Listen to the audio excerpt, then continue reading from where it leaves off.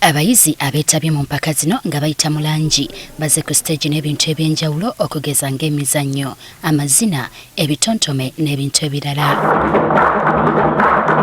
Bino byonna bikoleddwa ku mulamwa ogw'okukuuma obutonde bw'ensi.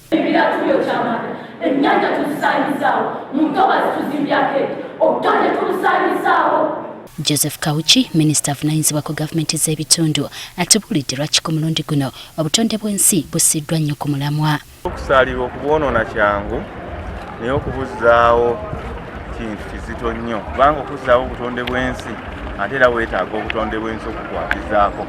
Okusinziira ku Kawuki, kino kitwaliddwa ne ku mutendera gw'abayizi kubanga baagala abaana bano babeere wasaale mu kulwanyisa okwonoona obutonde bw'ensi. Twalowooza nti nno singa kino tukinyiikiza gavumenti emito ne bakula nga bakwatibwa obujja omuntu yenna avaayo okusaanyawo obutonde bw'ensi, ebiseera by'eggwanga eby'omu maaso tujja kuba tubitangaazizza.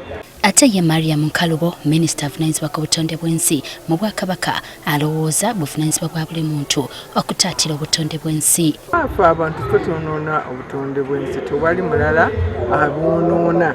Bwe tuneekubiriza mu mitima gyaffe ne twefumiitiriza olw'emigaso egyo egiri mu butonde bw'ensi, tujja kulekera nga. Kati bano basabye gavumenti ng'eyita mu bitongole byayo obutasirika wabula okukola ekisoboka okulaba nga buli muntu ayagazisibwa obutonde. Usanga bannaffe abavunaanyizibwa ku bibira bifo gy'okutaasa ebibira bo ogwabwe guba gwakuteekawo ne bakuŋŋaanyiza ensimbi ez'ebivudde mu bibira, era emirundi mingi basanga mu kkubo oli yasimba ekibira kya kalitunsi akisaze oyo nga bamunoonyaamu musolo. Okwonoona obutonde bw'ensi kibadde kifuuse baana baliwo nga kati ekiseera buli gwe kikwatako okusitukiramu okukola kyateekeddwa okukola.